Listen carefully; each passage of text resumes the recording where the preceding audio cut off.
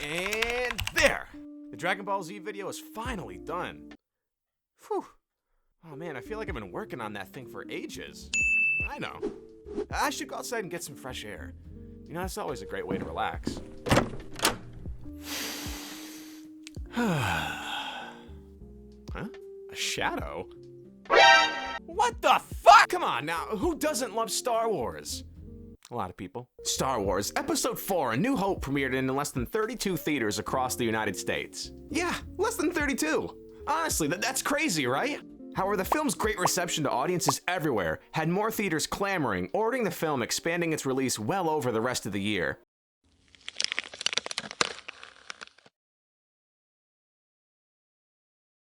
Breaking 20th Century Fox's initial company profit record, making a profit of around $775 million. Now, this isn't a movie channel. Not yet. The small group of fans that know this channel know that we talk about video games here. So, what game should we talk about? Probably a Star Wars one, seeing as it's what I've been rambling about for the last few minutes. Let's see here. There's Republic Commando, Battlefront 1 and 2, both versions. Oh, and Jedi Knight, Jedi Academy.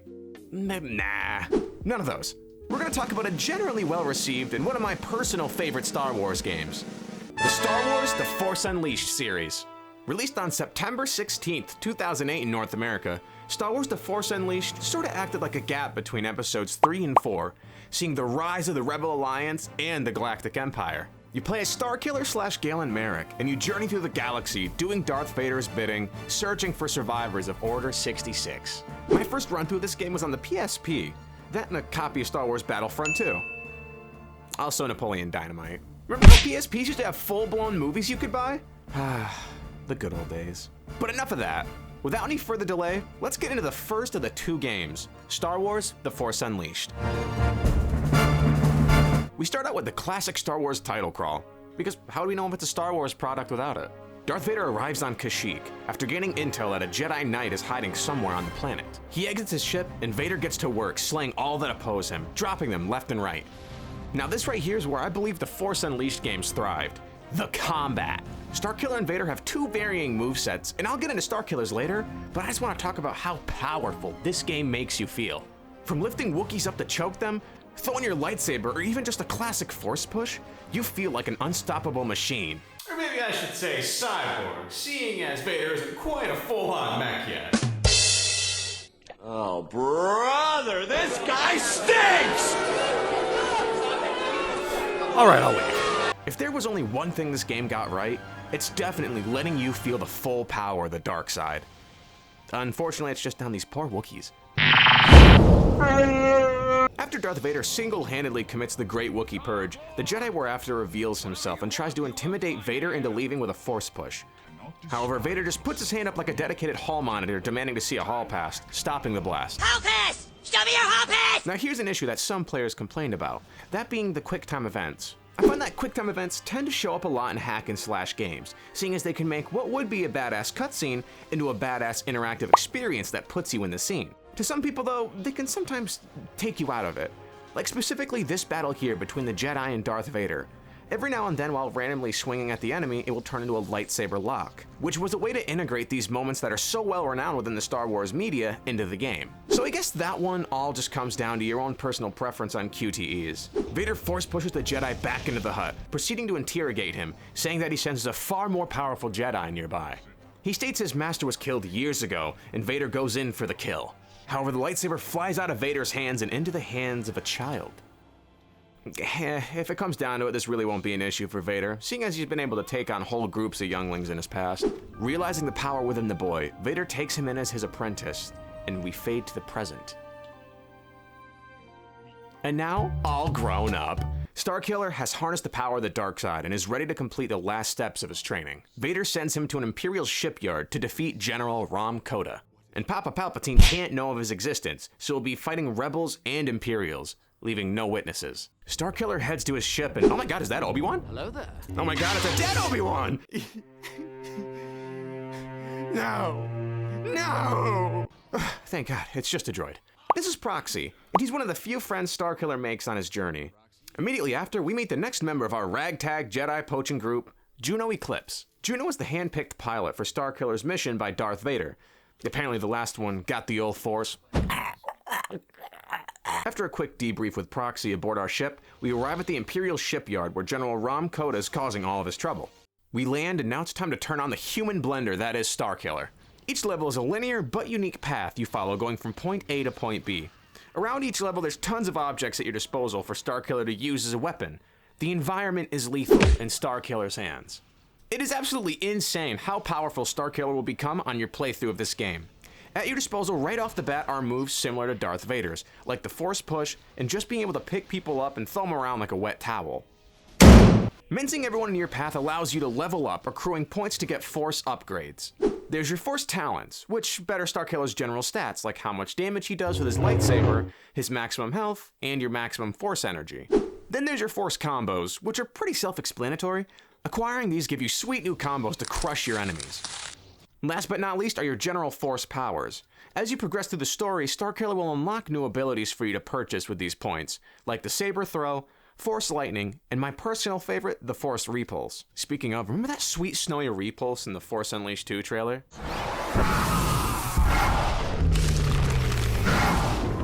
Oh, chills every time, man. Starkiller arrives finding General Koda, and Koda isn't happy that Vader sent someone else to do his dirty work.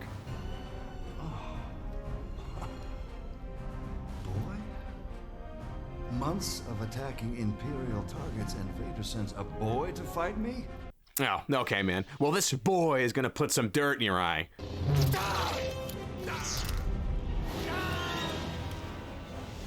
No, shit, I didn't mean literally. After being blinded and tossed out of a ship, oh my god. We return to Vader, informing him of Koda's defeat and giving him his lightsaber.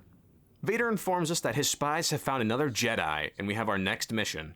Defeat Kazdan Paratus.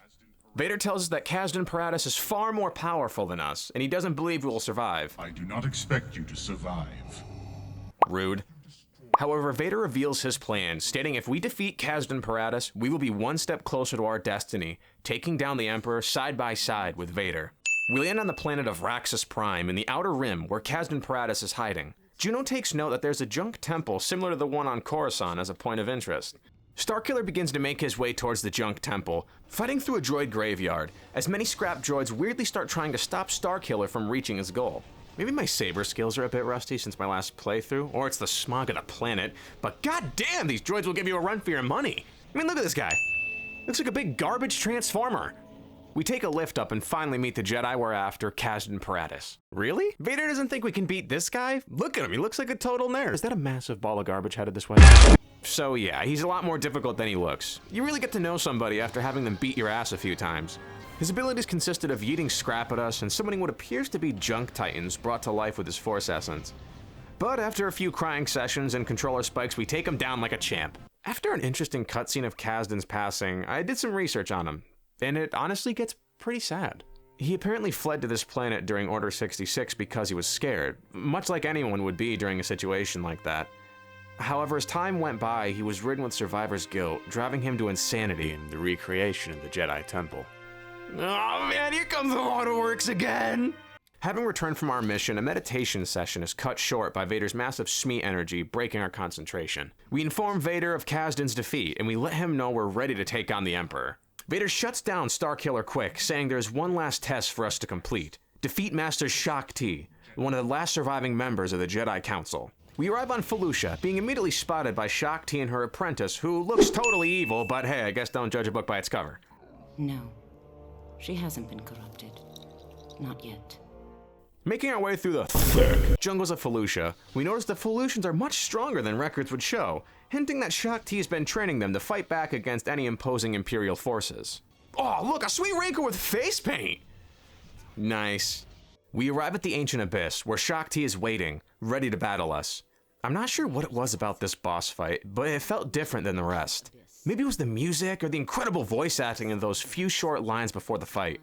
But the whole thing just felt really intense. Are you prepared to meet your fate? With Starkiller trying to prove he's ready to his master, and Shaak Ti holding the line of what's left of an ideology from a dying age. There was truly something on the line here.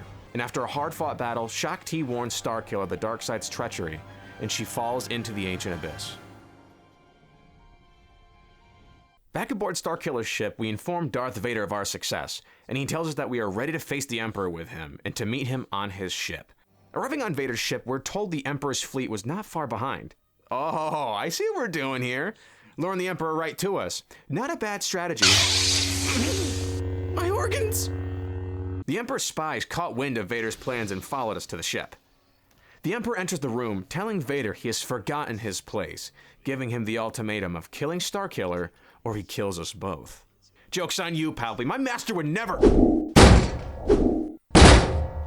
Please don't throw me into space. Lord Vader, he's regaining consciousness. Keep him restrained. Yes, sir.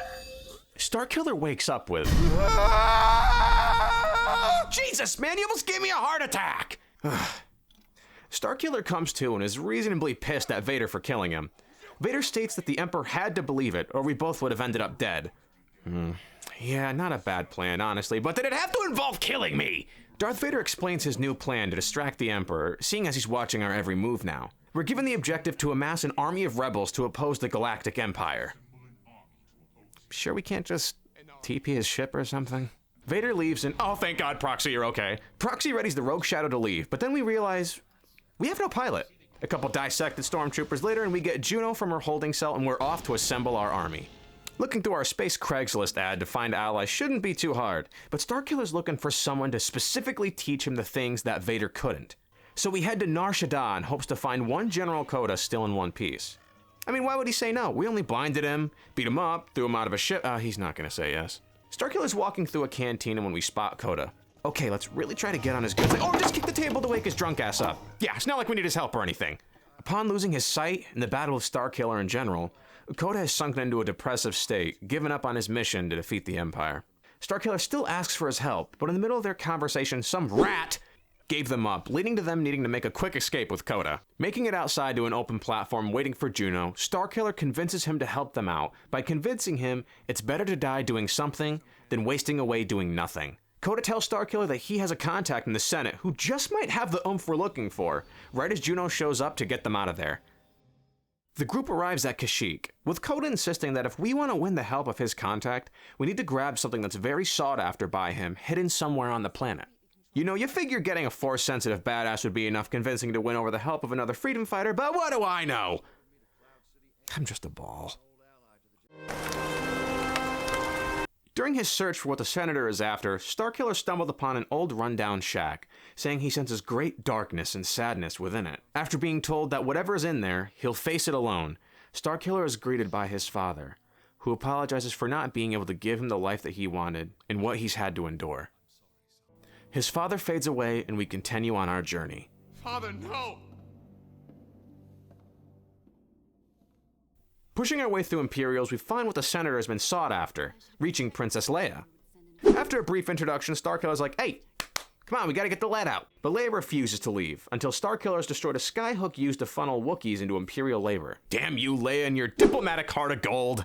Alright, let's just get it over with. By using a classic Star Wars-style transition wipe. Yeah, the Wookiees are saved! Upon returning to the ship, Coda tells Starkiller just who exactly he rescued, explaining that it was Bail Organa's daughter, Leia. Stating that he tried to recruit Coda himself on a rescue mission to save her, but having refused, he went in search of Master Shaak Ti and is now missing. Can't find him! He's gone missing, boy. Uh-oh, I think I know where this is going. Oh, I called it! Remember?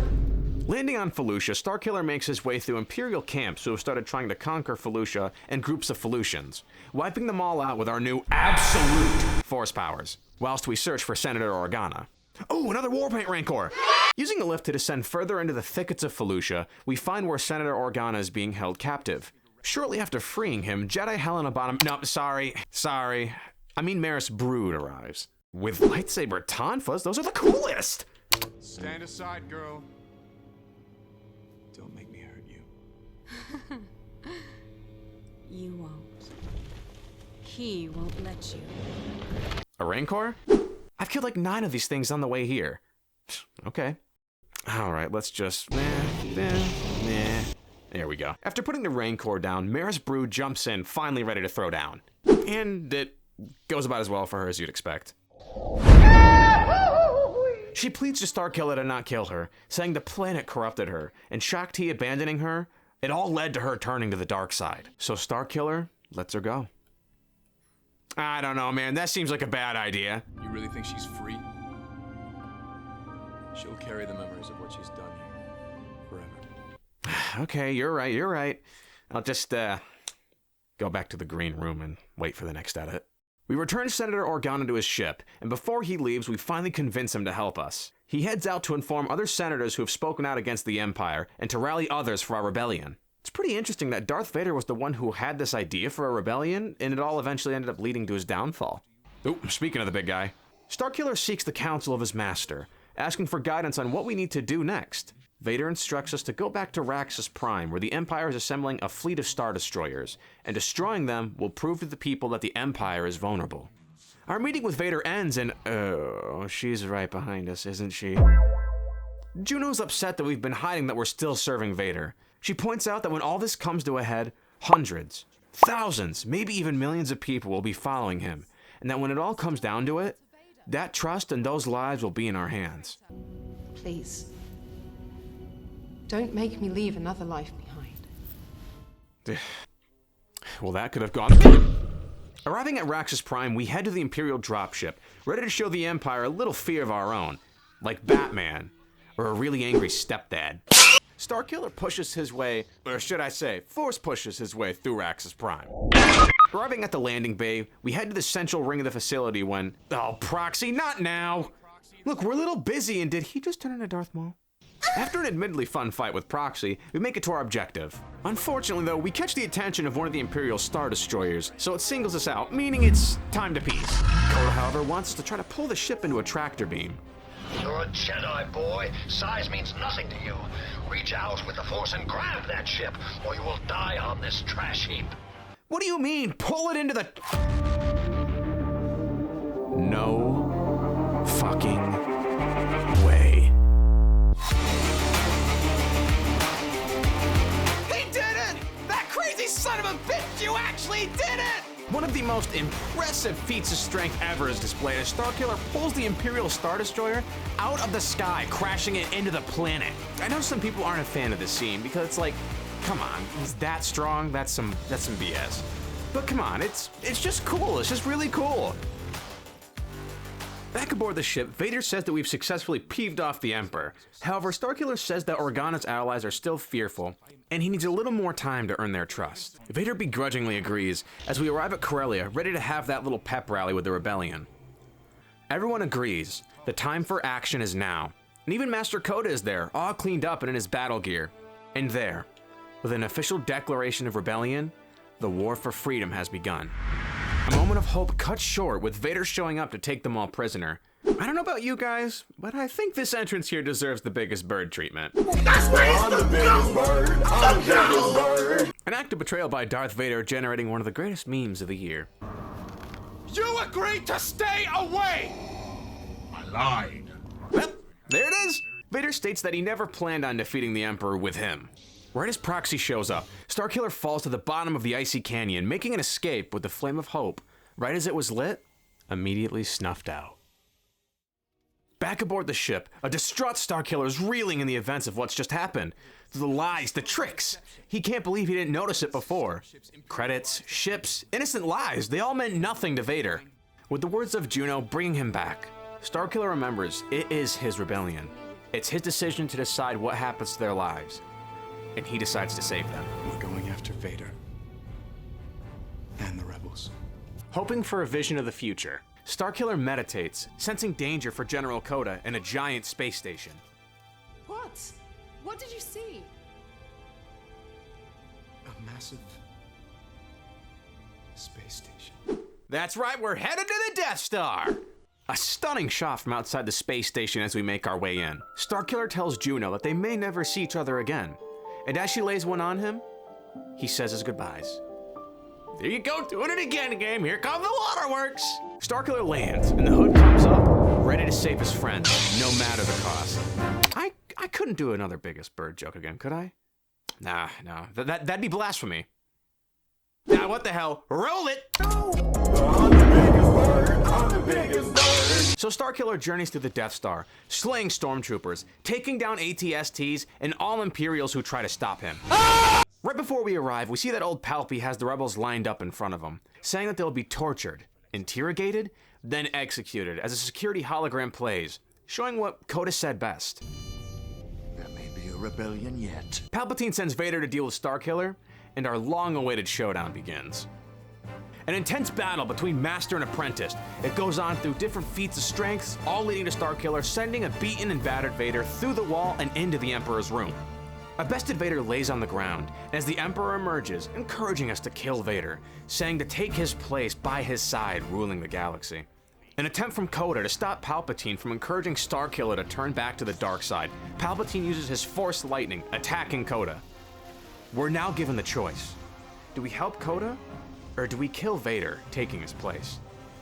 Whatever you choose will decide Starkiller's fate, getting his canon ending, or the ending that got a sweet DLC to expand upon its outcome. Of course, for the review, we're gonna go with the canon ending, though. Choosing to save Coda leads to a battle between us and the Emperor, settling it all in one final showdown. We best the Emperor and feats the Force, leading us to wear him down enough to the point where he's laying on the ground, egging Starkiller to strike him down, fulfilling his destiny to the dark side. Coda talks Starkiller down, and he spares Palpatine, telling everyone to board the ship so we can get out of here. But poor Coda gets zapped with Force Lightning again! My god, I'm surprised he's still standing. That armorist must be a conductor for it. Starkiller steps in front of the blast, holding it back while everyone boards the ship. It takes off, successfully evacuating everyone, and we cut back inside the Death Star. Through the fire and the rubble comes Darth Vader, who approaches Starkiller on the ground, having given his life to save everyone else's. Palpatine states that Starkiller's passing has made him stronger than ever before, and he'll inspire others to his cause. Having taken this loss, Palpatine says they need to be now more relentless than they've ever been before. Because of this alliance they created to draw out their enemies, it may now be their undoing. Now out of harm's way, the Rebel Alliance begin their journey of finishing what Starkiller started, acquiring their signature symbol of hope. We cut to Juno by herself, staring out into the galaxy. Approached by Coda, she asks why he helped them, knowing who they were and what they had done. He answers with, even though all the dark thoughts Starkiller had, he saw a glimpse of one bright spot, one beautiful thing he held on to. That being Juno.